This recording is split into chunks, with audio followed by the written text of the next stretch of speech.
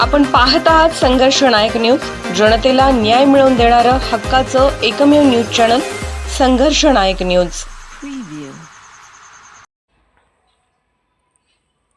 कन्या विद्यालय मालगाव येथे वार्षिक स्नेह संमेलन उत्साहात साजरे। आज विद्यालयात वार्षिक पारितोषिक वितरण समारंभ व विविध गुणदर्शनाचा कार्यक्रम माननीय उपविभागीय पोलीस अधिकारी श्री प्रणिल गिल्डा साहेब यांच्या प्रमुख उपस्थितीत पार पडला। यावेळी रोटरी क्लब मिडटाउन सांगलीचे घोडके साहेब, बड्डे साहेब यांची विशेष उपस्थिती लाभली।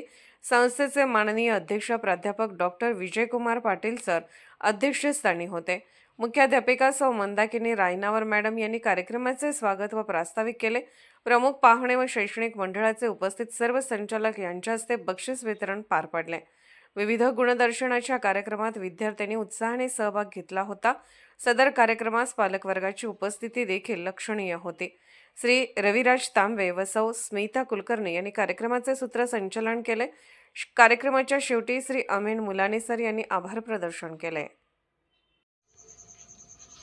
संघर्ष नायक न्यूज चॅनलला लाईक करा, शेअर करा आणि सबस्क्राईब करा।